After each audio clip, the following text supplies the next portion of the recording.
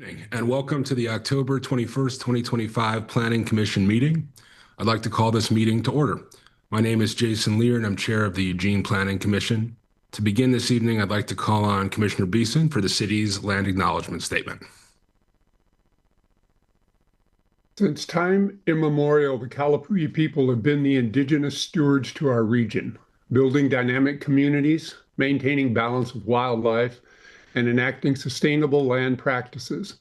This land acknowledgement is a way of resisting the erasure of indigenous histories and to honor Native communities by inviting truth and reconciliation.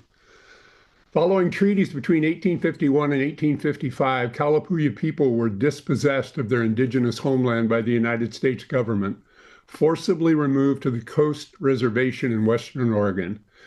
As we consider the impacts of colonization, we also acknowledge the strength and resiliency of displaced indigenous people. The city of Eugene is built within the traditional homelands known as the Kalapuya Ilahi.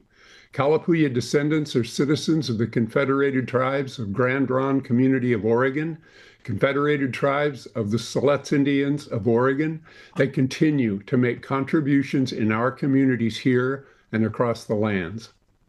We express our respect for the inherent political sovereignty of all federally recognized tribal nations and indigenous people who live in the state of Oregon and across the nation.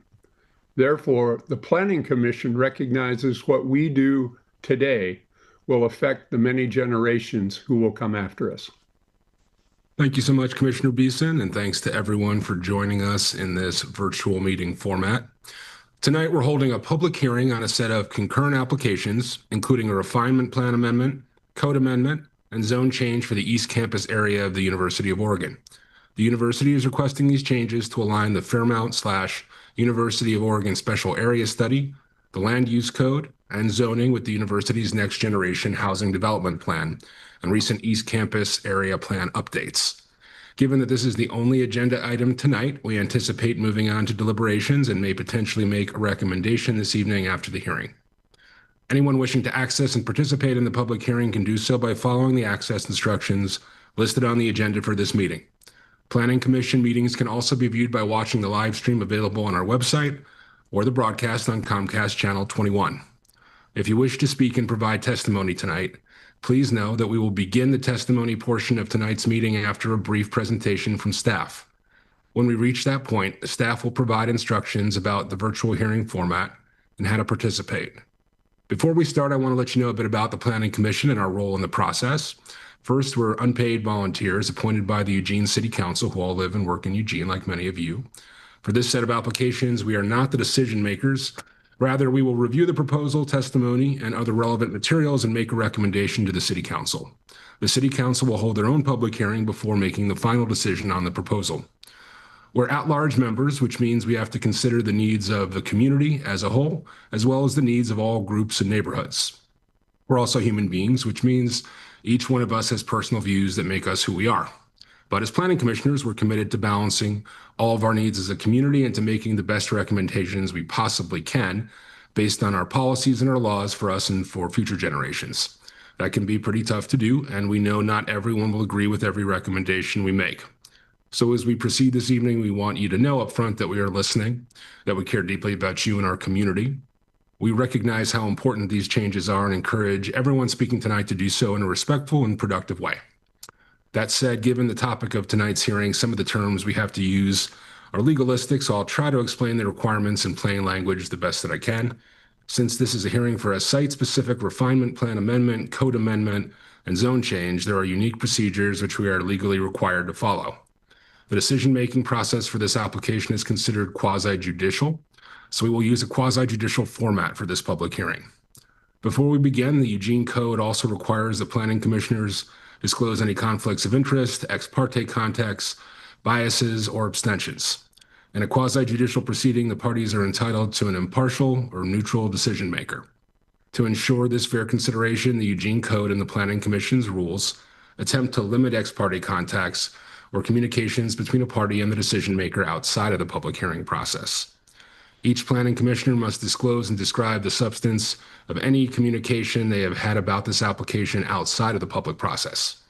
The planning commissioners must also disclose any conflicts of interest, that is, whether the decision they are about to make could or would result in a personal financial gain or loss for themselves, their relatives, or a business with which the commissioner or the commissioner's relative is associated. Finally, a planning commissioner cannot participate if they are biased. That is, for whatever reason, they are incapable of making an objective decision on these applications. Do any commissioners have anything to disclose? Nothing from the Planning Commission. Does anyone in the audience or a member of the commission wish to challenge the impartiality of any of the planning commissioners? We'll give a second for any hands to go up if there's anyone in the audience.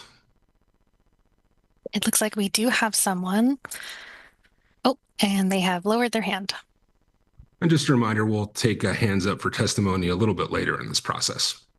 So give it one more second. Doesn't look like anyone has their hand up. So I'd like to invite our moderator, Crystal, to provide some information for tonight's hearing. Thank you, Chair Lear. Hello, everyone. I'm Crystal Fisher. I will be your moderator for tonight's meeting. I'm going to cover a few items before we begin with regular proceedings. First, I just want to thank everyone for joining us in this virtual hearing and note that tonight's hearing is being recorded. Since we're meeting virtually and this is a quasi-judicial hearing, I will provide specific instructions on how to request to speak before we begin the public testimony section after the staff's brief presentation on tonight's topic. With that, it's great to have everyone here, and I will hand it back to the chair. Thank you, Crystal. As she said, we'll begin with a brief presentation from Brad Black and then move on to open the public hearing. And I don't know if I got your first name pronounced correctly. Would you want to correct me there? Ray, thank you. Ray, sorry, I apologize for that. No worries. Thanks, Bray. Go on. Right, so I will share my screen now.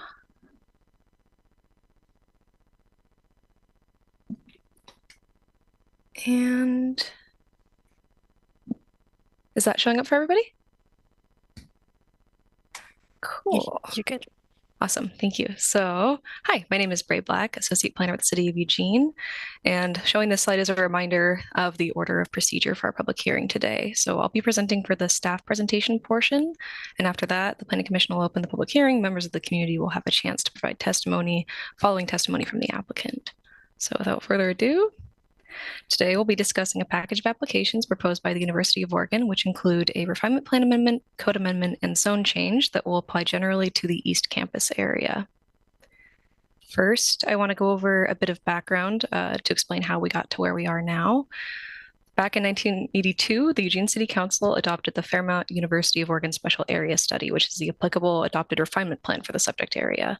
This refinement plan provides policy direction related to land use, transportation, and parking to guide development within the eastern portion of the University of Oregon campus and the adjacent portion of the Fairmont neighborhood. In 2004, the Eugene City Council adopted Ordinance Number 20312, which is one of the amending ordinances for the refinement plan text and land use diagram. This ordinance established the East Campus Overlay Zone and codified requirements to govern development within that overlay. Almost 20 years later, in 2023, the university began the process of updating its internal development policies to allow for more learning-centered residential communities in the East Campus area. Then in 2024, the university completed its Next Generation Housing Development Plan, which is a long-range plan for on-campus housing and infrastructure. Subsequently, the University of Oregon adopted the 2024 East Campus Area Plan to replace the 2003 development policy and allow for the implementation of the Next Generation Housing Development Plan. The 2024 East Campus Area Plan updated the university's policies to accommodate current and projected needs for student housing and institutional uses, while maintaining the compatibility of the University of Oregon campus with the surrounding neighborhood. That brings us to today. The amendments that we're discussing today have been requested in recognition of the age of the Fairmont University of Oregon Special Area Study and the changes in the needs of the university over time. While the East Campus area has been developed thus far in accordance with the university's internal development policies, the refinement plan, and the applicable requirements of the Eugene Code, the university has identified that its current housing capacity is insufficient to serve the anticipated level of student population growth over the next 20 years. So in general, the requested amendments are intended to align the Fairmont University of Oregon Special Area Study, the Land Use Code, and the property zoning with the university's Next Generation Housing Development Plan and recent East Campus Area Plan updates. At this point, I'd like to show a vicinity map to illustrate the areas and properties that will be affected by each proposed change.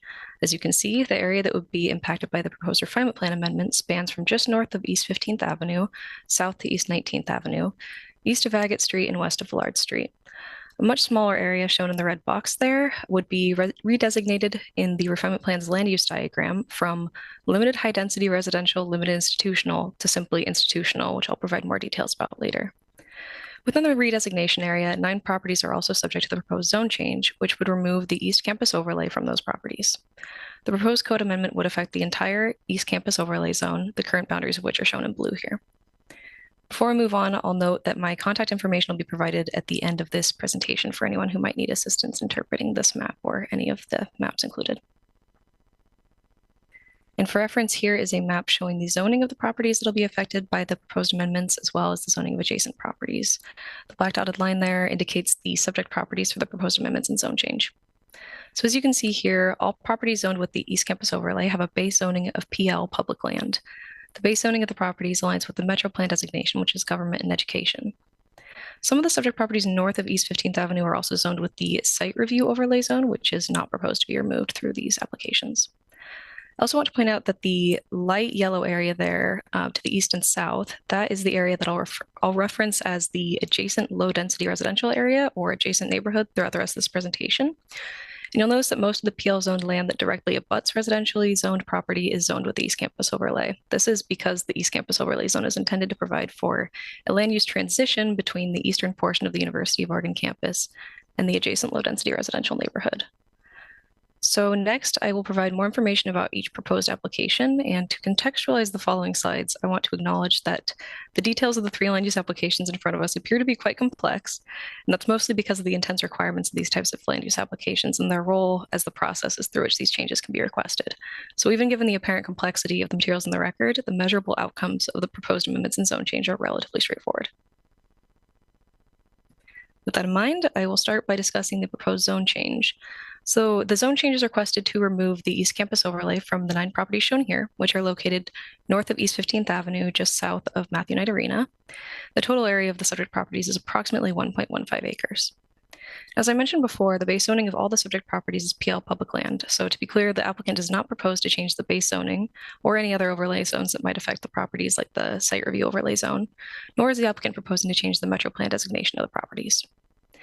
Another point I want to emphasize is that most of the properties that are zoned with the East Campus overlay are not included in the zone change request. And as I'll discuss in a moment, the proposed amendments will change the way development is regulated within the overlay zone, but with the exception of these 9 properties, the requirements of the East Campus overlay will still apply. Next, to discuss the outcomes of the proposed refinement plan amendment. The proposed refinement plan amendment includes changes to both the refinement plan text and its land use diagram. While many of the proposed text changes are intended to modernize the language of the refinement plan, the primary goal of the proposed refinement plan amendment is to update refinement plan policy direction to align with the university's current goals for housing production and siting of student housing. And for context, the land use diagram in the Fairmount University of Oregon Special Area Study includes several land use designations, each of which designates a certain area for a specific type of development. One of these designations is limited high density residential, limited institutional, shortened to LHDR/LI, which serves as a transition between higher intensity institutional uses associated with the university and the low density residential areas located to the east and south. The proposed amendments are primarily focused on this limited high density residential, limited institutional area, the extent of which is shown on this map. So first, to simplify references to the limited high density residential, limited institutional designation, the applicant proposes to change the designation name to limited institutional. And for clarity, I'll primarily use the proposed designation name for the rest of this presentation. The proposed refinement plan amendment would also amend the provision in the land use diagram text that currently prohibits student dorm uses within the renamed limited institutional area to allow dormitory uses to be developed on land within that area. I'll note that other than student dormitories, the limited institutional designation does not specifically exclude any use types. The land use diagram text lists planned uses within the limited institutional designations, such as other types of university housing, offices, outdoor recreation uses, storage, parking, and open space, but does not limit development to these uses. Otherwise, the uses allowed within this designation generally align with the uses allowed in the base zone, public land, so the proposed change to allow student dormitories would be the only change with regard to allowed uses. And the smaller area north of East 15th Avenue is the area that would be impacted by the proposal to redesignate 11 subject properties from limited high density residential, limited institutional to institutional on the refinement plan's land use diagram. This change is intended to reflect existing and planned institutional uses on the subject properties, which are uses associated with the functions of the university. I also want to note that the redesignation of 9 out of the 11 lots is necessary for the concurrent zone change, which requests removal of the East Campus overlay. The zone change and refinement plan amendment are interdependent because the current boundaries of the East Campus overlay match the boundaries of the limited institutional designation in the refinement plan. A request for a zone change is required to be consistent with the applicable refinement plan, so the proposal to redesignate these properties to institutional necessitates that the East Campus overlay is removed from the property zoning and vice versa. Now we'll move on to the proposed code amendment, which would apply primarily to the sections of the Eugene Code governing the East Campus overlay zone. As I mentioned earlier, the purpose of this overlay zone is to provide for a land use transition between the eastern portion of the University of Oregon campus and the low-density residential neighborhood to the east and south. There are 3 main changes proposed through the code amendment application. One of those changes would remove the code provision that prohibits university and college dormitories within the East Campus overlay zone. In other words, the proposed code amendment would allow residence halls within the East Campus overlay. Similar to the refinement plan amendment, the change to allow dormitories within the East Campus overlay is the only proposed change to allowed uses. So currently the overlay zone allows most uses that are allowed in the public land base zone, with the exception of uses that would generally be more impactful to surrounding properties, such as large parking lots, hospitals, and arenas. The other key changes included in the proposed code amendment are to increase the allowed building height within the East Campus overlay and to expand the residential transition area. For context, the purpose of the residential transition area is to provide a buffer between campus and adjacent residential property by limiting building height to be shorter than the rest of the East Campus overlay. This allows for a graceful transition between campus and the residentially zoned areas to the east and south, which are subject to a maximum building height of 30 feet, with some exceptions. The residential transition area is currently measured 60 feet from any property zoned R1 low density residential. To help mitigate the potential impacts of the proposed increase in building height allowance, the residential transition area would be expanded to be measured 75 feet from property zoned R1. The blue dotted line here represents the proposed new boundary of the residential transition area, so from 60 feet to 75 feet. Currently, the maximum building height within the East Campus overlay zone is 45 feet. The proposed code amendment would increase the allowed building height within that brighter red area there, which is the area outside of the residential transition area, to 85 feet. And within the residential transition area, which is the pink area, building height is currently limited to 30 feet. The applicant proposes to increase the maximum building height within this area to 45 feet. So the proposed maximum height for buildings constructed within 75 feet of the R1 zone would be 45 feet, and the proposed maximum height for buildings more than 75 feet from the R1 zone is 85 feet. So based on the available information in the record for these applications and the materials and findings included as attachments to the agenda item summary provided for tonight's hearing, staff concludes that the requested refinement plan amendment, code amendment, and zone change appear to meet all applicable approval criteria. And with that, I conclude my presentation. Thank you, commissioners, for your consideration. And I'd also like to thank all the community members who provided testimony and who are attending tonight's hearing. My contact information is listed here. And as a reminder to those attending, I encourage you to contact me with any questions about this package of applications or for assistance interpreting the maps included. All right, thank you, Bray. Before we begin and open the public hearing, I've got a few more details to share regarding our order of operations. We'll begin the public hearing with testimony from the applicant, and then testimony will be received in the order that people have requested to speak. Following public testimony, city staff will have the opportunity to respond to the testimony provided and answer any questions that might come up. Finally, the applicant will be given the opportunity for a final rebuttal. I know commissioners have asked for more clarity on when it's appropriate to ask questions, and staff has suggested if you have questions about someone's testimony, you should ask those questions following that individual's testimony. So just make sure you get your hand up. Following the conclusion of public testimony, staff will have a chance to respond to the public testimony presented, and commissioners will have the opportunity to ask additional questions of staff. I remind everyone that the failure to raise an issue with sufficient specificity to allow the Planning Commission and parties to respond will preclude future appeals on that issue. In other words, please raise issues as clearly as you can so that the city and other parties can address them. Just as a reminder, the Planning Commission will not make a final decision on this application. We'll make a recommendation to the City Council, who will hold their own public hearing before making a final decision. As always, feel free to contact staff if there is testimony you were not able to provide in this hearing or testimony that you wish to provide to the Planning Commission in writing. Before we open the public hearing, Crystal has got some further instructions for us for providing testimony. Crystal? Thank you, Chair Lear. So hi again, everyone. It's now time to sign up to speak if you wish to provide testimony tonight. You can get in the queue by raising your virtual hand. To do this, please click on the raised hand button on the menu if you're joining from a computer or a smart device. If you're joining us on a phone, you must dial *9. You can start raising your hands now as I continue to provide instructions. Traditionally, for these proceedings, once the public hearing is opened, speakers were called in the following order. First, those in support, with the applicant speaking first. Second, those with a neutral position. And third, those opposed. However, due to limitations of the virtual hearing platform, we've had to make some adjustments. So, at the start of your testimony, please start by clearly stating your name, your address, and whether you're in support, in opposition, or neutral to the proposal. Consistent with Planning Commission standard practice, the applicant has requested additional time for their testimony. For tonight's hearing, the applicant has requested 25 minutes for their testimony. I will announce whose turn it is to provide public testimony, as well as announcing who is up next. When you are called to provide testimony, you'll be promoted to a Zoom panelist, which will allow you to unmute and turn on your video if you so choose.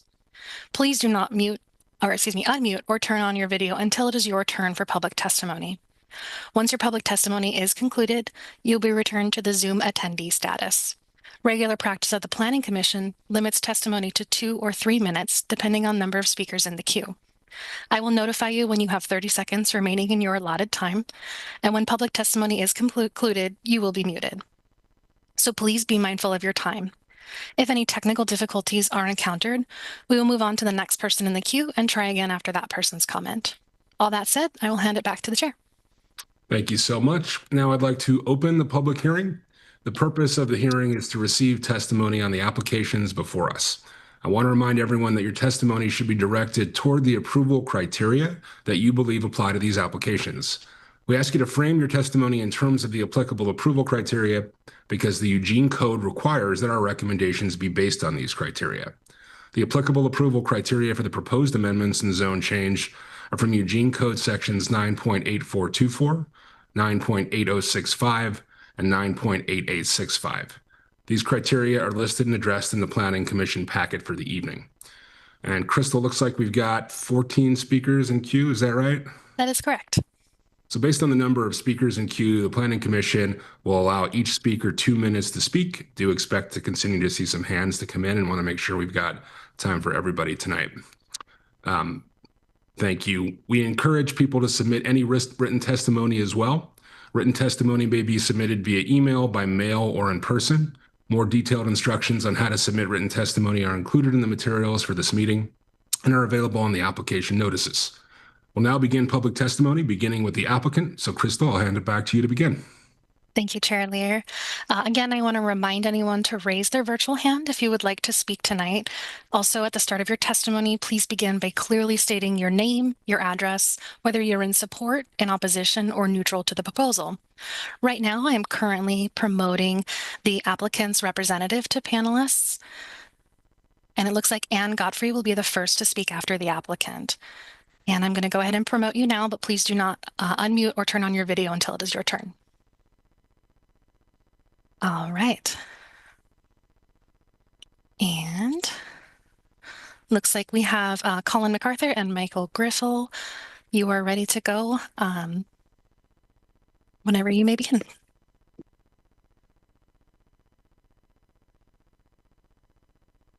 Thank you, Crystal. Just let me get the presentation loaded.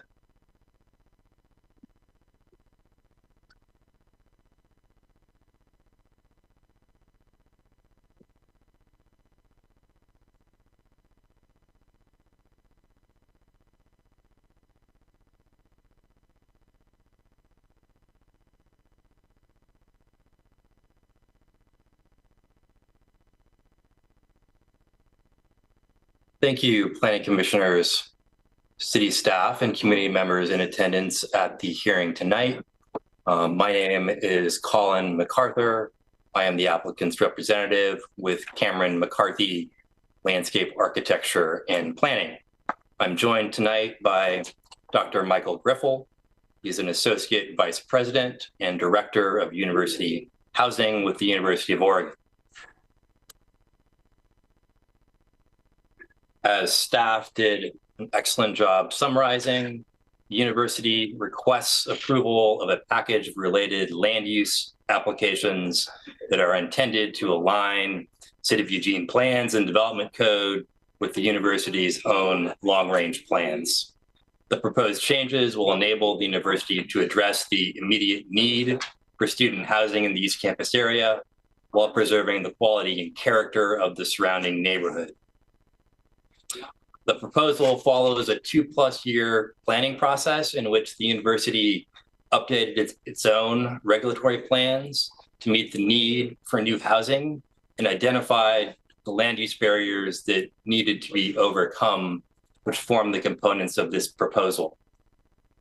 The university has completed a visionary housing plan for the next generation of students, and Dr. Michael Griffel will now provide an overview of that plan and detail the need for more on-campus housing. Michael?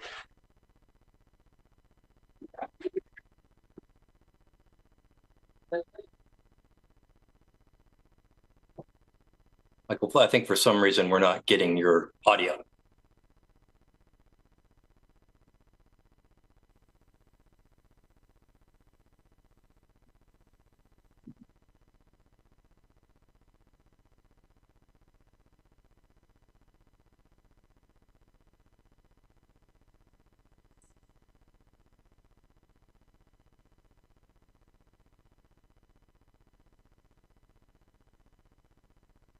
Okay. We'll keep moving, and then if we can get the audio going, we'll work you in near the end of it. I'll do my best to cover the relevant components. Hear me? Yes. Can you hear me? Yes. That works. I Thank you. apologize. Okay. So the changes that are being proposed are incredibly important. They will allow for more campus student housing, which improves student performance, reduces academic costs, and intentionally connects students with the university. The continued development of high quality housing really is critical to the university's ongoing work of attracting and retaining incredibly talented students. The university needs new residence halls to support new incremental growth and continue our existing incremental growth. First-time incoming students, freshmen who live on campus in comparison to those who live off campus have higher grades, stay at U of O at higher rates, and graduate at higher rates and graduate faster. The new residence halls will allow first-year students to be near other first-year students living on campus, which helps create a much stronger community. As you all probably know, the university has been planning student housing in this area for over 5 decades. Meeting the demand for more students living on campus provides more housing capacity for non-students in the Eugene community and for other members of the community off campus. Over the last 20 years, the university is planning more high-quality, learning-centered residential communities on campus that are compatible with the surrounding neighborhoods, provide a graceful transition between higher and lower intensity uses, and serve the growing student community, as well as the greater Eugene community. UO is planning for a variety of housing types that meet the needs of first-year students, undergraduates, graduates, and graduate students with families. Thank you. Thank you, Michael. I'll pick up with a little history. I thought staff, Planner Black, did an excellent job summarizing the history, so I won't belabor this, but I do think there are a couple points worth noting. One being that the university has long identified this area, the East Campus area, for student housing. This began back in the 60s when they began purchasing land in this area for institutional expansion. The Fairmount Special Area Study, the Neighborhood Refinement Plan, was adopted in 1982. I think it's important to note that that plan contained a development policy for the East Campus area. Although the plan has been amended several times, it still maintains the same objective relative to the East Campus area, and that is to provide for the expansion of institutional facilities and to provide for a variety of housing options for university students, all without diminishing the quality or character of the neighborhood. In 2003, the university was faced with a similar predicament as they are now. They'd maximized development area and needed to amend this development policy to allow for more institutional development. Those policies were codified in the East Campus Overlay Zone and an amended neighborhood plan land use diagram. Then, now 2023, 20 years later, the university began a process to update this policy again to allow for more residential communities. That process culminated in the development of the Next Generation Housing Development Plan, which is a long-range plan to accommodate student growth. It provides all first-year housing on the east side of campus and provides more graduate and student and family housing. The plan explores housing solutions that advance equity, sustainability, community, and student success. In 2024, the housing plan was implemented through the adoption of updates to the university's East Campus Plan and Campus Plan, and those policy changes now inform and direct the need for updates to the East Campus Overlay Zone and supporting neighborhood plan. I want to discuss some of the community engagement that we've done as part of the planning effort. The process to prepare the amendments included extensive community engagement opportunities. During 2023, campus planning staff engaged with students, faculty, other internal staff, neighbors, public agencies, small business owners, and other community leaders and interest groups. Engagement opportunities included 9 meetings with the University Campus Planning Committee, focus group meetings with the Fairmount Neighborhood Associations, attendance at regular FNA, Fairmount Neighborhood Association meetings, summer and other events with both FNA and SUNA, 2 community small group sessions with businesses and neighbors, 4 public house, open house events, 2 that were student focused and 2 that were community focused. And all this information helped inform the proposed amendments. And specifically in response to some of the feedback, the university has chosen to maintain and strengthen the residential transition along the east and south edges of the university-owned lands. And they have initiated transportation studies directed at best accommodating all modes of transportation. Again, staff did an excellent job summarizing the land use background. I won't belabor this information. As you can see, the majority of properties in the East Campus area is zoned public land. There are some properties along Villard Street and to the south edge near 19th zone low density residential. In addition to 2 properties at the corner of 17th and Columbia, which are also zoned residential. The East Campus Overlay Zone is applied to a subset of the public land designation, or formerly the plan area identified between identified as limited institutional or limited high density residential, which is proposed to be changed to just limited institutional. This was the transition between institutional and residential. The site review overlay zone is applied to properties north of 15th Avenue and is proposed to remain. Proposal does not change that. The university does own the majority of land within the East Campus area. They own all of the properties that are zoned public land and most of the properties that are zoned low density residential. There are roughly 7 low density residential properties that are privately owned, mostly on the perimeter of the East Campus overlay. And the proposed amendments do not change either of these base zone designations. Public land and low density residential will remain. The proposed code changes apply to the East Campus Overlay Zone. The refinement plan amendments apply to the Fairmount Special Area Study, and the zone change itself applies to 9 properties north of 15th Avenue that currently have the East Campus Overlay Zone. providing a little more detail on the proposed code changes.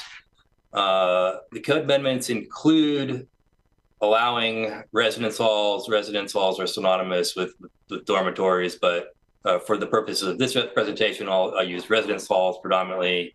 The proposed amendments include residence halls as a permitted use.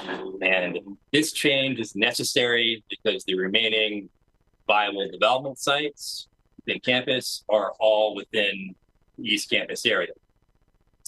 The amendments increase the maximum building height in this area from 45 to 85 feet. And this change is necessary to allow for residence halls of sufficient scale to create learning-centered communities. The amendments increase the maximum building height within the residential transition from 30 to 45 feet. And that change is necessary to accommodate more diverse housing types and options. And finally, the changes expand or strengthen the residential transition. It goes from 60 to 75 feet, where it is adjacent to R1 properties. Mentioned the refinement plan amendments. Those are mostly cleanup, updates for modernization and consistency with the East Campus area plan and other city policies. And then the zone change request is to remove properties that are north of 15th Avenue from the EC overlay zone because they are predominantly already developed with institutional uses and planned for higher density institutional uses in the future. Talking specifically about building height, the university needs new residence halls to support future incremental growth. And these are being planned for the East Campus area. These new residence halls will allow first-year students to be near other first-year students living on campus and allowing them to be approximately 7 stories in height or a maximum of 85 feet tall, maximizes efficient use of the land, it maximizes land available for open space and restoration, provides flexibility for a range of architectural design solutions, and it promotes vibrant learning-centered communities. These new residential communities are planned to be compatible with the surrounding neighborhood. They're limited to 85 feet in height and sited to centralized services and reinforced community. They are conceptualized with a gradual transition in building scale, creating or establishing the transition between institutional campus and neighborhood. They are sited to be close to dining, service, open space, and recreation, which are all important characteristics in creating a destination. And they, through the preservation of open space, the siting helps preserve mature trees, which offer valuable transition between institutional and residential uses. Going into detail on the residential transition, the East Campus Overlay Zone currently contains a standard which limits building height to 30 feet within 60 feet of R1. Technically, this is less or more restrictive than what is allowed in R1 in consideration of roof height exceptions. The changes provide and reinforce a gradual transition between higher and lower intensity uses, and the amendments propose to increase the building height to 45 feet. And to offset this height increase, we propose to strengthen the transition to 75 feet in width. The housing plan considers a variety of housing types to meet diverse needs. The proposed height increase is intended to facilitate the development of a mix of housing types for undergraduates, graduates, and families. Briefly addressing transportation as part of the application, the university did conduct analysis consistent with the state's transportation planning rule. That analysis found that development is not expected to have a significant effect on the system and that existing and planned facilities are adequate to support the proposal. However, the university recognizes that there are challenges in this area, civic transportation challenges, and that the function of Agate Street in particular is an important consideration. And in part due to these concerns, the university has contracted with a firm to do a study of the Agate Street corridor to accommodate all transportation modes as part of the update to their campus transportation plan. Finally, in closing, Eugene as a community needs to dramatically increase its housing supply to meet existing and future demand. These changes respond in part to the governor's executive order calling for higher density development near major transit corridors and by amending policies to increase height and density allowances. The limited amount of land remaining within the central academic core of the university needs to be reserved for future institutional functions. The university itself is well positioned to make efficient use of its land and to develop high quality on-campus student housing in the East Campus area. The university's future development needs cannot be met without these changes. We encourage the Planning Commission to approve this request and remove the barriers that are in place for the development of more student housing. Thank you. Thank you, Colin, and thank you, Michael. And before you begin, I'm going to go ahead and promote the next person. It looks like Susie Smith. And I will be returning both Michael and Colin to the Zoom attendee role.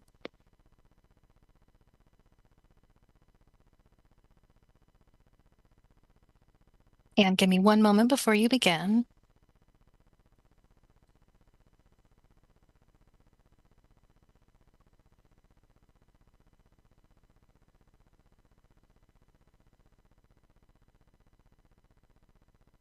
Okay, and Susie, I'm going to turn off your video. I ask that you don't turn on your video until it's your turn. And you may begin when you are ready. Good evening, members of the commission. My name is Susie Smith. I live at 1659 Orchard, and I'm testifying on behalf of the Fairmont. Hi, Susie. It is Anne's turn to testify. Please hold on, and we'll call on you soon. Sorry.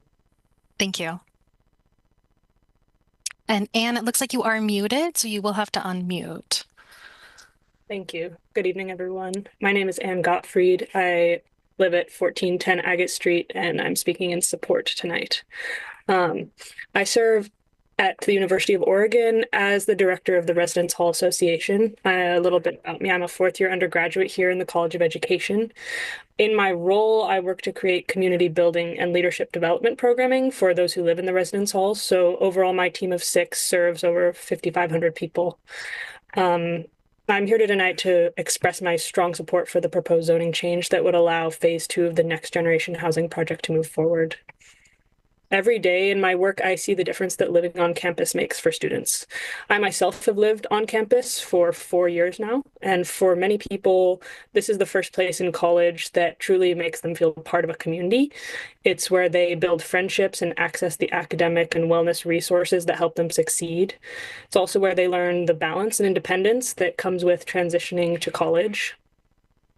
So expanding on-campus housing for me directly supports goal 1 of University of Oregon's Oregon Rising Strategic Plan that was recently announced, which is enhancing pathways to timely graduation. So this plan calls for eliminating barriers that delay degree completion and providing environments that help students stay on track, as Dr. Griffel mentioned. And safe, accessible, and affordable campus housing is one of the most powerful tools, in my opinion, that we have to meet that goal.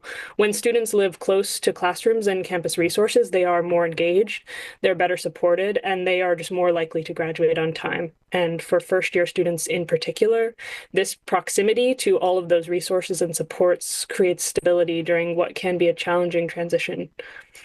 As well, for returning students, it helps sustain academic momentum to be close to where you're learning and 30 seconds. Fosters a continued connection to the campus community. So phase 2 of the Next Generation Project will make it possible for more students to access these benefits. And it will also relieve pressure on the off-campus housing market, which will just help the broader Eugene community. So on behalf of the Residence Hall Association and the thousands of students we represent, I respectfully urge the Commission to approve this zoning change and help us continue building pathways to timely graduation and lasting community. Thank you for your time. Thank you, Anne. All right, Anne, I'm going to return you to the attendee status. And Susie, before you begin, I'm going to go ahead and call the next person and promote them. It looks like Fran Munkenbeck. And Susie, you will have to unmute and turn on your video if you would like. And then you may begin your testimony, Susie, when you're ready.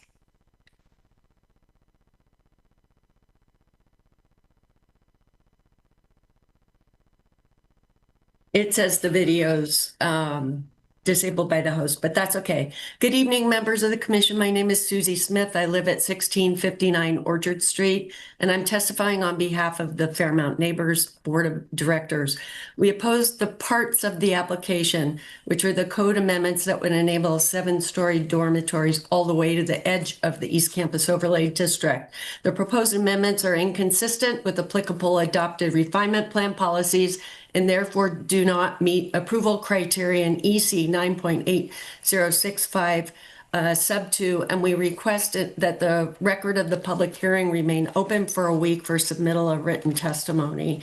The applicable refinement plan, Fairmount University, Oregon Special Study, includes policies directing preservation of the single-family character of the low-density residential neighborhood to the south and east, and the age of this plan's policies is irrelevant. Eugene Code 9.4200 to 9.4220 East Campus Plan Overlay Zone implements the refinement plans through the requirements that provide for a land use transition between the University of Oregon and the adjacent low-density residential neighborhood to east and south. Currently, the code prohibition on dormitories and the height limits of 45 feet in the overlay zone are precisely the policies that ensure an appropriate transition between the U of O and the adjacent low-density residential neighborhood. The university's proposal to allow dormitories and to increase the allowed 30 seconds.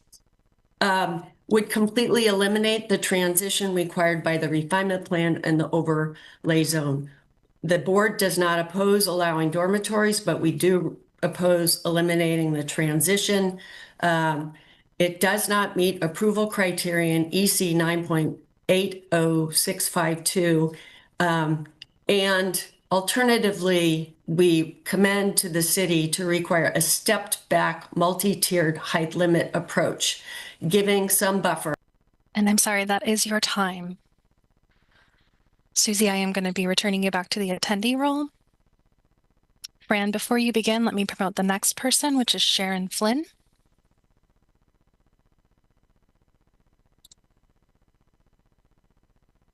All right, Fran, you may begin when you are ready. Thank you for letting me speak. My name is Fran Munkenbeck, and I am a neighbor in the low-density neighborhood. I live at 1880 Orchard Street near 19th Street. I am neutral, but with grave concerns. There is a reported in the plan that we must mitigate traffic, or at least it's recommended.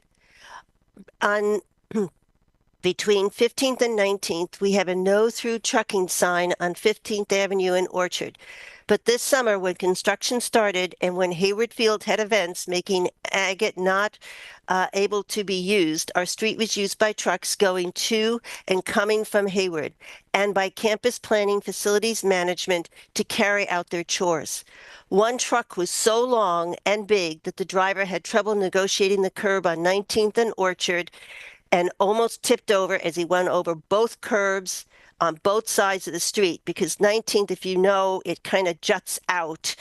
So anyway, it almost tipped over. I was shocked. The city cannot just recommend mitigation of traffic, but enforce the surrounding traffic laws and enforce with the U of O that they need to respect the low density neighborhood surrounding the East Campus. There's so many other things I could explain, but that's the main one I'm very concerned about. We don't need an accident on Orchard Street. Thank you. Thank you, Fran. Sharon, before you begin, let me go ahead and return Fran to the attendee role and promote the next person. Looks like David Wade.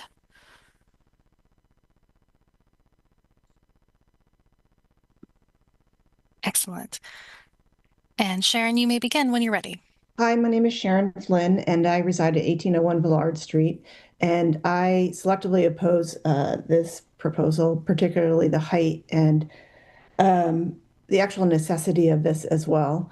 I live at 1801 Villard. U of O has not been a good neighbor. There's a property across the street from us that has been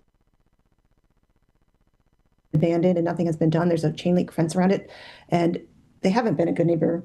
I also, like Fran, am very concerned about the traffic in this neighborhood. I have children at home.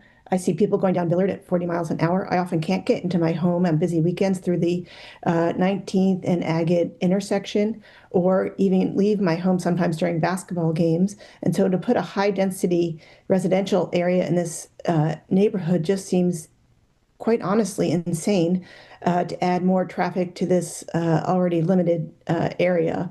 Also, the LTD does not run in this area, as was alluded to before. LTD has canceled their routes, Route 27, so there is no LTD bus. My other concern is the building height. I just think putting an 85-foot building would be like Yapoa Terrace in our neighborhood, and we all know that's an eyesore for the city. I think this neighborhood is a wonderful neighborhood. It's one of the few most beautiful neighborhoods in the city, and to ruin it with high density, high buildings just seems very short-sighted. 30 seconds. I have heard that the enrollment has gone down at U of O, and the projected enrollment has gone down as well, which has contributed to the budget cuts and why several members of the staff were laid off, members of our community. So I would like to see the data about what the residential halls actually are and their vacancy and how much they're charging for those halls. And because I also know that there's a lot of vacancies on the properties along Franklin. So I don't quite see the need for this, given that the numbers are projected to go down. They're laying. And that is time. Unfortunately, you have been muted. Thank you for your testimony, Sharon. David, before you begin, please let me return Sharon to the attendee and promote the next person. Looks like it's Alan's iPad.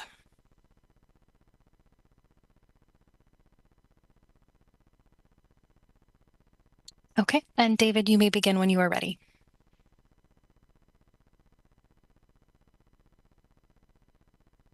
David, you will have to unmute and or turn on your video if you would like. Oh, hi, David Wade. I live at 1673 Villard Street, which is immediately across the street from the transition zone. I'm in favor of additional student housing for the reasons given. I'm opposed to the changes to the transition zone for the reasons given by Susie Smith. I would also add that I don't see how the Planning Commission or anyone else can approve this without a transportation study of Agate and Villard Street, because we're the ones who are going to get hit. There's a lot of construction traffic on Villard Street, including cement trucks. And it's got speed bumps, it has parking on both sides, and it cannot accommodate all this construction traffic. So I want to join Susie in her testimony, but I want to stress, preserve the single-family transition zone as is, and do a transportation study, not only of Agate Street, but of Villard Street. And I don't see how you could approve this without doing that. Thank you. Is that your testimony? You have 40 seconds remaining. Oh, that's all. Okay, thank you. Okay. Alan's iPad, before you start, let me go ahead and make some quick changes here. Bob Choquette, and my apologies if I mispronounce anything, I'm going to promote you next. Okay, Alan, you may begin when you are ready. Thank you. I'm City Councilor Alan Zelenka. The University of Oregon is entirely in my ward. I live at 1659 Orchard Street in the Fairmont neighborhood, and I very much appreciate the economic and cultural aspects that U of O brings to our community. I was a student here too, getting my master's degree from the U of O. But I wanted to alert the Planning Commission to an important potential detrimental, broader and important neighborhood livability issue with regard to the U of O's future plans.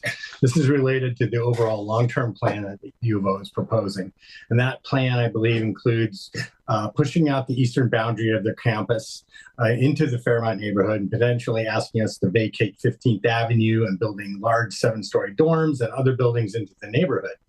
With that larger boundary, when they put all of that large multi-story dorms and buildings, all of that development will require deliveries and traffic and on a consistent and ongoing basis. And they don't have the same requirement for studies and impact analysis as regular commercial zoning.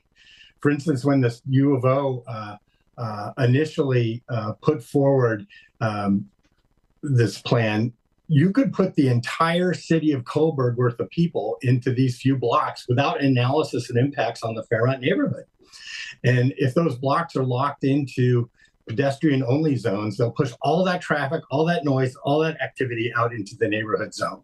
And specifically, they wouldn't be required to do a stipulated or to do a traffic analysis. And I think you should stipulate that they do. I agree with the Fairmont Neighborhoods assertions, and that I am concerned how the U of O is allowed to proceed without this kind of analysis. And I think you need to take into consideration all of these things and make sure the Fairmont neighborhood, again, doesn't have to prepare and put forth an appeal, and not take action tonight, keep the record open for at least a week, and then carefully consider and discuss this item before taking action. Thank you for your testimony. Bob, before you begin, let me go ahead and make some changes here and promote the next person, Jerry Lids. You are on deck. And Bob, you may begin when you are ready. Good evening. I'm Bob Choquette, and I'm here to speak in support of the proposed land use changes. I live in Springfield, and I'm here in my capacity as chair of the university's campus planning committee. The CPC's mission is to advise the university president on long-range campus developments regarding building, landscaping, and transportation policy. I support the proposed land use changes related to the East Campus area, as they will accommodate the current and future need for on-campus student housing in the area. On-campus housing improves student performance, reduces academic costs, adds to the overall housing supply, and intentionally connects and engages students with the university. The university has long identified the East Campus area for future student housing. The proximity to transit and commercial activity along Franklin Boulevard makes this an ideal location for on-campus student housing, and the proposed changes will allow the university to realize the vision established in the Next Generation Housing Development Plan to support student success and make efficient use of limited university land. The proposed land use changes are critical to increasing the housing supply on campus and within the community. It's my pleasure to endorse the approval of this application. Thank you. Thank you, Bob. And Jerry Lids, if you would like to speak, I'm sending you a promote to panelist request right now, if you'll accept that. Thank you. And Jerry, you may begin. Let me go ahead and promote the next person as well. I'm so sorry. Hold on. Or am I getting mixed up? Nope. Okay. Sorry. Thank you. Jerry, hold on one second. Let me also get the next person, university sophomore. You will be next. And Jerry, you may begin when you're ready. And you will have to unmute.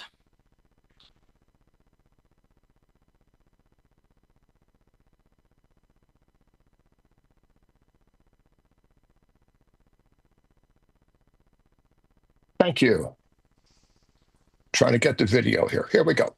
My name is Jerry Lids. I live at 1931 Moss Street, and I'm testifying in opposition to the proposal. Can you hear me now? Can you hear me? Can you hear me now? Yeah, so university sophomores, it's not your turn yet. Right now we're hearing from Jerry Lids, so you'll be up next. Go ahead, Jerry Lids. I'm testifying in opposition to the amendments because of its adverse impacts on the residential neighborhood that abuts it on both the south and east sides. I especially asked you to look carefully at the height and the distance numbers involved in the proposal. This would increase the maximum height of buildings, almost double it from 45 to 85 feet in height, and basically changing the buildings from large to massive. And I know that there is a slight increase in the transition area as well, but the transition area would increase by from 30 to 45 feet. That is not enough to counterbalance the size of the and height of the buildings. For instance, if you look at the transition area, that is roughly the half the depth of a lot. And that's not enough. That means from your back porch, you're going to be looking directly at an 85-foot tall building. The presentation we had mitigated some of those concerns because the diagram or the map showed the heavy buildings more concentrated closer to the core of campus. But that's not what the proposal shows. The proposal shows large buildings being right up to 45 feet, which would be very, very close to residential homes. So for that reason, I oppose the proposal with the numbers that it has at the moment. I understand there's great value in increasing student housing. Don't disagree with that at all. Just disagree with the way it's being done. Thank you very much. Thank you for your testimony.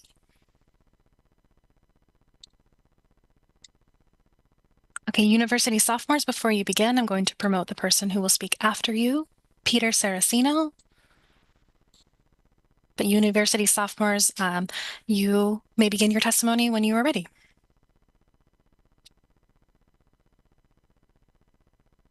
Okay, can you hear me now? Yes, we can hear you. Okay, I was supposed to have a list. I do understand that you guys had a very good list at the very beginning for me to be able to basically establish myself and my understanding on this entire ongoing process. I do know you guys have already started. Had this conversation, was there a conversation to kind of get into before this had started? Like a hearing or a review before any of the houses had even got torn down? I would have preferred to be there before any of these houses had got torn down. Like I said, at the University of Oregon, as a sophomore, as I continue to progress, there's plenty of universities inside of the state of America. I mean the nation of America, and I am going to go against just because of this property, not stating that they don't have awesome facilities. I mean, don't get me wrong, I love the Ducks, but the thing is that there's room on campus that this could literally heighten on campus, prefer to expanding it. The expansion of it is what I am, and what some more sophomores and some grads might have a situation with, because they had to live in housing that was built by, or constructed and owned, or put underneath a different organization other than Oregon. Had some of Oregon kind of just said that some of these other houses and apartment complexes was also owned by Oregon, I think that a lot of our students and sophomores, 30 seconds. freshmen, you said 30 seconds? Correct. And freshmen would have preferred to literally live in those areas. I am all consumed and controlled and going towards everything the University of Oregon name is on. But at the same time, I do want to make sure that it's done properly. I think this is fast paced. I think this is up tempo, but I don't think this is secure enough for generations behind us. I think it might look good, but I don't think it's going to, stand strong. And that is your time. Thank you for your testimony. Okay, Peter, before you begin, let me go ahead and promote the next person who's also named Peter Simith.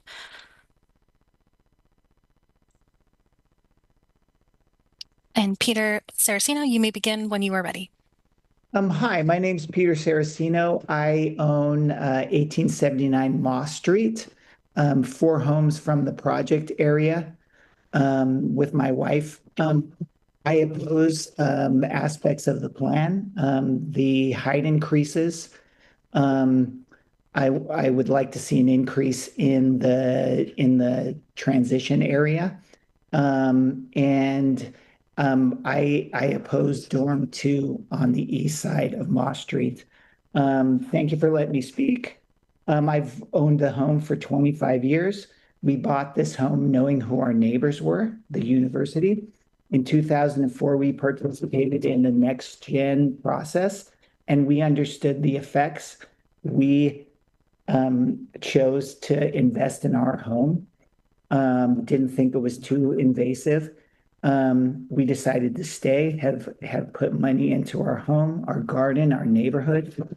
Now they're changing the goalposts. They promised a transition between the U of O and the residential area. We invested in that, and that hasn't happened.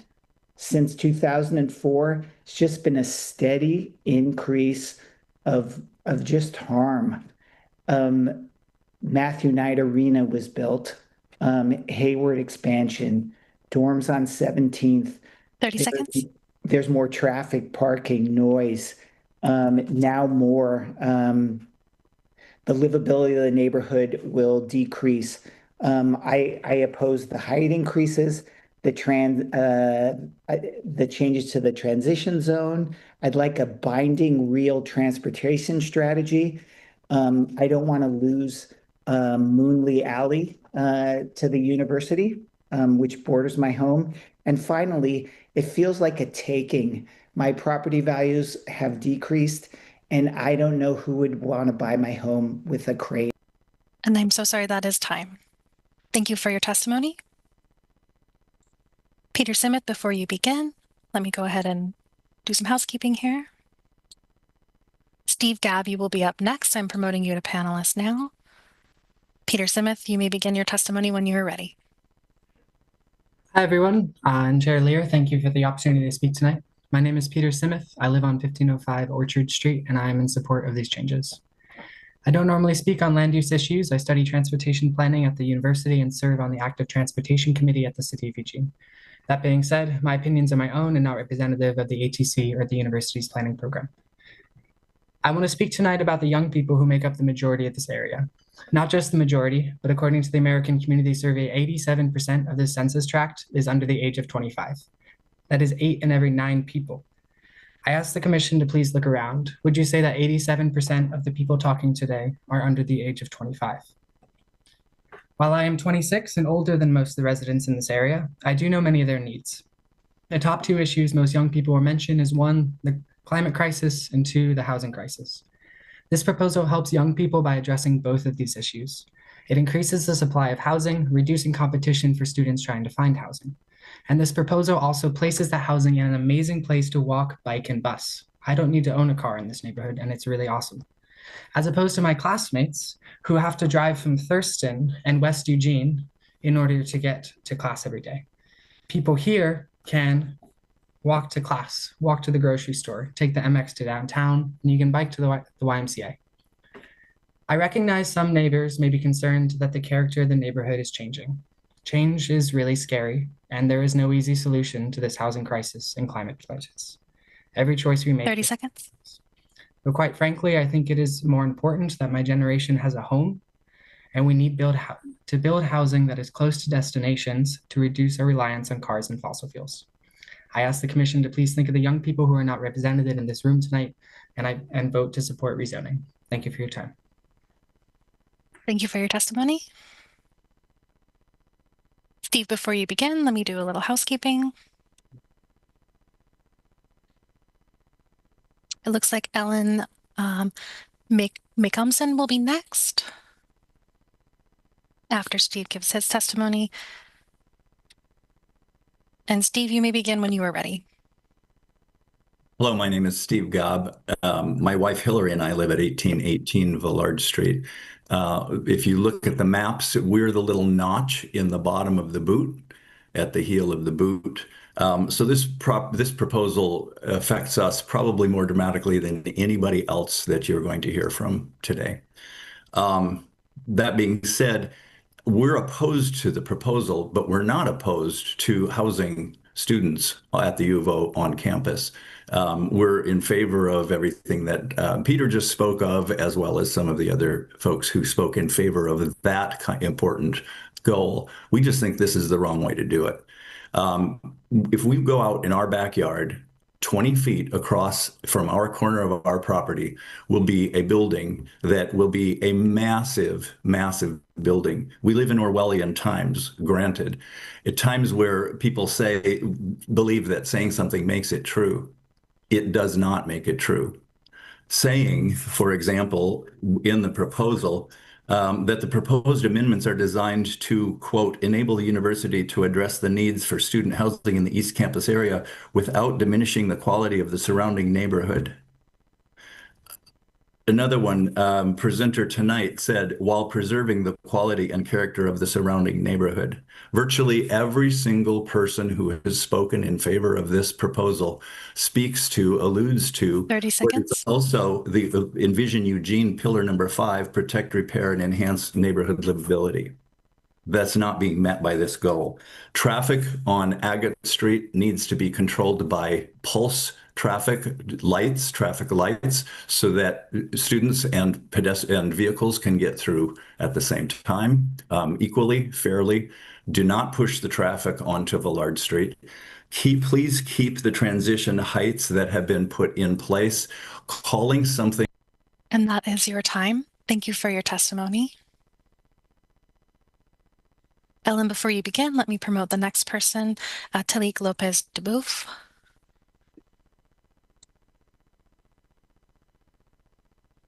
And Ellen, you may begin when you are ready. Hi, everyone. My name is Ellen Meekumson. I live at 1848 Orchard Street, 19th and Orchard, and I am opposed to the refinement plan amendment, specifically the limited institutional label that allows student dorms in the transition area, regardless of the height limit. I believe that should be a more low-grade mixed residential rather than allowing dormitories for many of the reasons stated by previous panelists or previous testimony. I think part of that is my distrust of the accountability mechanisms and enforcement that need to be in place for the university to be a trusted landlord in the area. For example, I do take issue with the enrollment projections and the need for additional on-campus housing. At this time, we are experiencing nationwide a decline in enrollment and matriculation at institutions of higher learning, particularly at the University of Oregon. There's been pretty poor projections on student enrollment, particularly that of international students and out-of-state students. Those are students that provide a lot of money to the university and are those that need this type of housing more so than more local students, especially those from the area. We're in 30 seconds. $30 million budget deficit, resulting in cuts, including custodial services on campus. So it feels optically, it's not great to be doing this at this time. And I urge you to not recommend that refinement plan amendment. Thank you. Thank you for your testimony. And Talik, before you begin, let me go ahead and just do a little housekeeping. All right. Talik, you may begin when you are ready. Good evening, Chair Lear and Commissioners. My name is Talik Lopez Duboff. I live at 73 East 19th Avenue, and I'm in strong support of the amendments that are before you. I've served now for 2 years on the university's campus planning committee, and I'm also a member of the University of Oregon's Board of Trustees. I think that these amendments are essential to allow phase 2 of the Residence Hall project to move forward, as well as future projects identified in the Next Generation Housing Development Plan. These codes will change and make it possible for the university to add more on-campus student housing that's proven to improve student success, as Dr. Griffel mentioned, and they reduce overall academic costs and strengthen the university's connection to our community. We need new residence halls to support the future and thoughtful growth and to ensure that first-year students can live, thrive, and flourish alongside their peers on campus. The university the university has been planning student housing in this area for many years. The East Campus location is ideal. It's close to transit and commercial activity along Franklin Boulevard. And looking ahead, the university is planning for more high-quality, learning-centered residential communities over the next 2 decades, communities that would fit well within the surrounding neighborhoods, creating a smooth transition between campus and residential areas and meet the needs for a growing student population. I believe that this vision includes a variety of housing types that would serve first-year students best, undergraduate students, graduate families, 30 seconds. ensure that every student has what they need to succeed. Certainly, we have a housing crisis that's not just unique to Eugene, and our planning department has identified a place for this to go. And so I'm in strong support, and I thank you for your consideration. Thank you for your testimony. I do not see any other speakers in the queue at this time. Crystal, I think we're going to provide an opportunity for rebuttal to Colin if they're interested in making a final statement. Yeah. I think, but just before we jump into that, I'd like to just say that right now, before there'd be an opportunity for staff response to any of the testimony. Staff doesn't really have any, but this is a really good time for, before we end the hearing and we hear final rebuttal, any questions that planning commissioners may have that they'd like the applicant to speak to today, or to give them a chance. There's a request to keep the record open, so they would also be able to respond to that in writing, but a chance for those questions from some of the planning commissioners now that they'd like to ask the applicant for the final rebuttal. Now's a good time for that. And then we can let Colin do his final response. Thanks for clarifying. Sorry to jump in with that. Yeah. Sorry for skipping ahead a little bit. So also, Bray, did you have any responses, or was that inclusive of are you good? Okay. Yeah, Jeff covered it. So do any commissioners have questions of staff? Don't see any hands. And also keep in mind there'll be an opportunity to ask questions of staff. Looks like Commissioner Beeson following the close of the hearing later tonight for any items that may be needed for follow-up during deliberations. Commissioner Beeson? Thanks. A few of the speakers referenced the transportation plan side.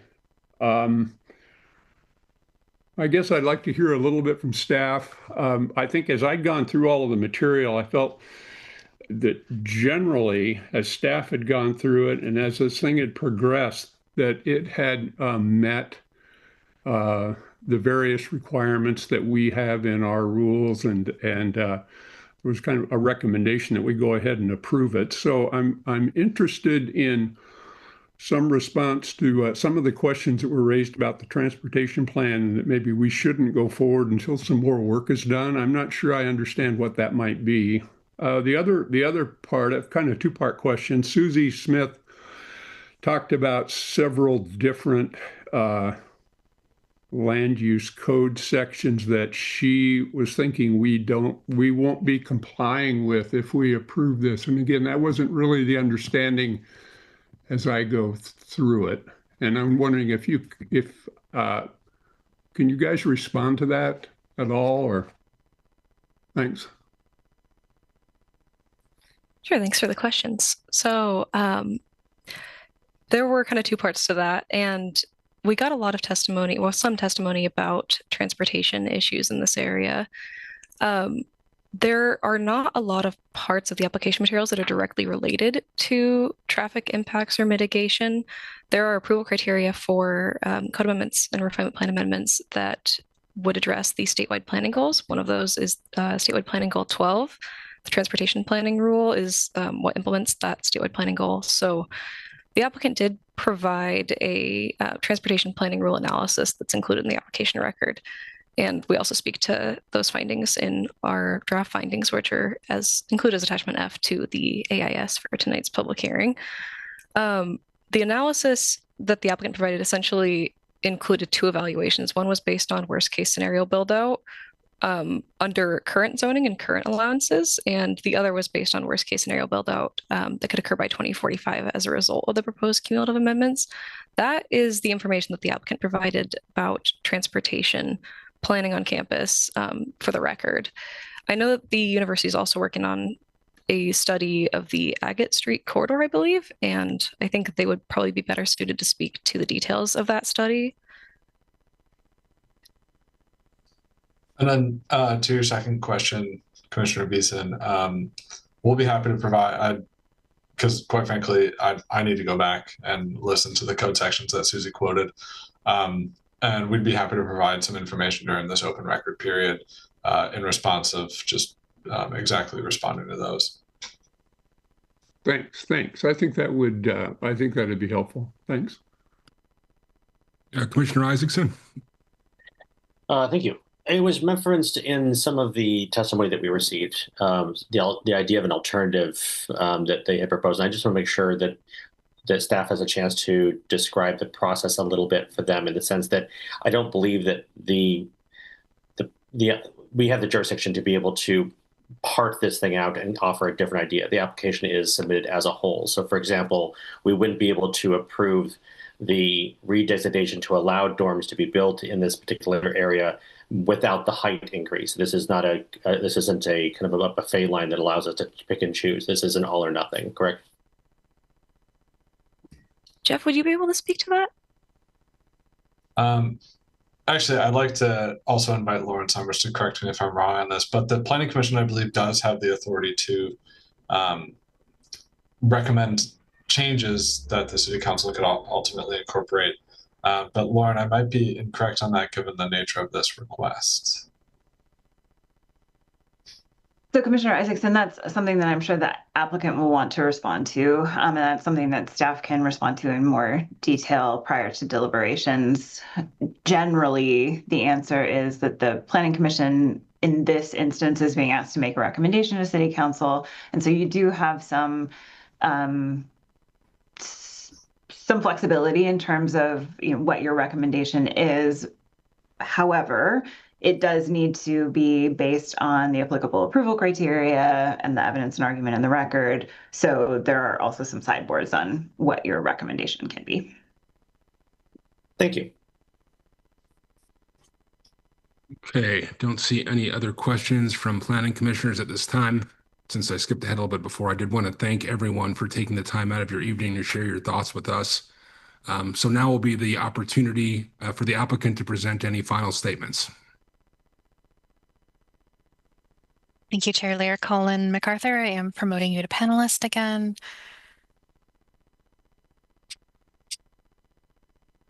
And do we need Michael Griffel as well for this final portion? No, Crystal. I'll handle the applicant's final rebuttal and make some brief statements. I want to start by talking about the area that is in question. This is one of the few areas of the University of Oregon campus that is subject to an overlay or a special area zone. Most of the contiguous campus is zone public land.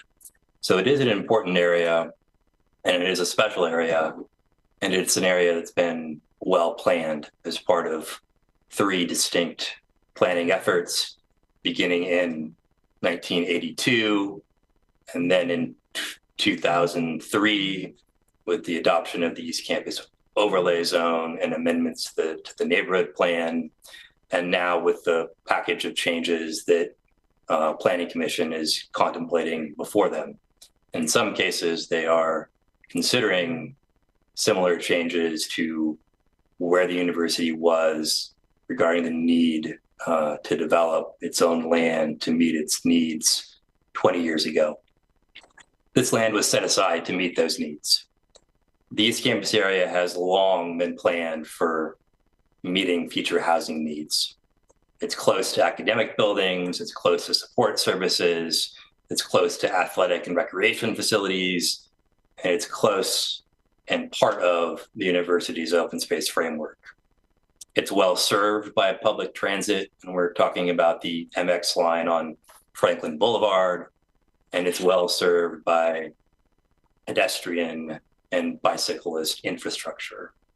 It's close to commercial activity along Franklin, and it's close to commercial activity along Agate and at 19th.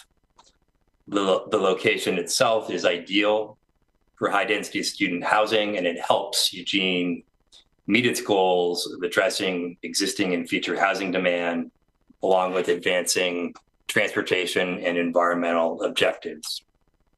Across all of our communities, we are experiencing a demand and an unmet need for more types of housing, and particularly housing for our next generations. The Eugene community has experienced significant expansion of student housing in recent decades, and that growth is expected to continue. The university has responded to these dynamics by developing a housing plan for the next generations and taking all internal steps necessary to implement that plan. That plan occurs entirely on land that they own and entirely on land that is within their own campus boundary. The plan does not propose to change or expand the campus boundary. The plan does not propose to change any of the base zone designations. The only proposed changes are to a overlay zone that was put in place 20 years ago to reserve this land for future development. The changes are modest, and the changes are incremental, and the changes are necessary. And with the implementation of those changes, the university will be able to deliver a plan for high quality, learning-centered residential communities that are compatible with the surrounding neighborhood, housing development that provides a gradual transition between higher and lower intensity uses, and housing options that serve the growing student community, including graduates and undergraduates and families. We've heard a lot of testimony tonight, and given that the record will be kept open, we want to take our time to absorb the testimony, review the substantive comments and evidence, and respond appropriately. With that, I will thank Planning Commission for your time tonight, and I'd be happy to take any other questions on behalf of the applicant. All right. Well, thank you very much. The decision now is whether or not to leave the record open. We're going to be closing the hearing shortly, and I did hear several requests to do so, including from Commissioner Beeson. So, Lauren, if you've got some comments about that or what our next steps will be if we keep the record open, please feel free to share. I do. Thank you, Chair Lear. So this is despite the fact that some of the applications are requesting plan and code amendments, this is a quasi-judicial application. And so in this case, when anyone requests that the record be left open, the city has to leave it open for at least 7 days. Staff was anticipating this might happen, and so has come up with a proposed open record schedule for Planning Commission. Typically, the way that we suggest that Planning Commission structure an open record schedule in a quasi-judicial application scenario like this is a 7-7-7 schedule. So the record remains open for 7 days for anyone to submit written testimony. Anyone can submit new testimony on kind of anything. It is helpful to the Planning Commission if that testimony can be focused on the applicable approval criteria, but it's not limited. The second open record period also lasts for 7 days. That is also open to anyone, but the written testimony submitted needs to be responsive to testimony that was submitted during the first open record period. And then in the third 7-day open record period, the only one who can submit testimony is the applicant or the applicant's representative. And it is limited to argument, so there can be no new evidence during that last open record period, but the applicant can respond to the testimony submitted during the first 2 open record periods and can, make argument to the Planning Commission about presumably why the applicant would like you to approve the application. So staff has created a timeline that I think they're prepared to share with you. And we have a motion that that staff has created that they're also ready for you to use to adopt those open record periods if the Planning Commission will take staff's recommendation on how to structure this open record. Thank you for the explanation. Looks like you got some language for us, Jeff. Yeah, here's the suggested motion. And then once we have the motion on the table, I'll scroll to the next screen, which has the kind of the layout that Lauren just explained in terms of the dates and times. All right, so we've got the language for the motion. And it looks like we've got a hand up from Commissioner Edwards. Commissioner Edwards. Thank you, Chair Lear. I'm happy to make the motion to move to hold Planning Commission record open for written submissions as shown in the open record schedule on the screen, with the first open record period ending on October 28th, 2025, 5 p.m. The second open record period ending on November 4th, 2025 at 5 p.m. And the final open record period ending on November 11th, 2025 at 5 p.m. Thank you very much. Do we have a second? I'll second. Thank you, Commissioner Isaacson. All in favor, if you could raise your hands. And any opposed? Make sure I'm scrolling through here. Okay, wonderful. So the record will remain open with the schedule now listed on the screen. At this point, the public hearing is closed, but the Planning Commission record will be held open. Any other notes from staff, given that the record will be held open? Yeah, I would just like to direct folks to the AIS had a link in it to see the record materials for this. These instructions will be located within the application materials. So if you do have questions about the open record periods, what you can submit, staff's contact information will also be there. So feel free to check that out. And yeah, don't hesitate to reach out to staff. We can help you navigate these types of open record periods. Thank you. Fantastic. Well, thanks to everyone. This meeting of the Planning Commission is now adjourned. Have a great rest of your week.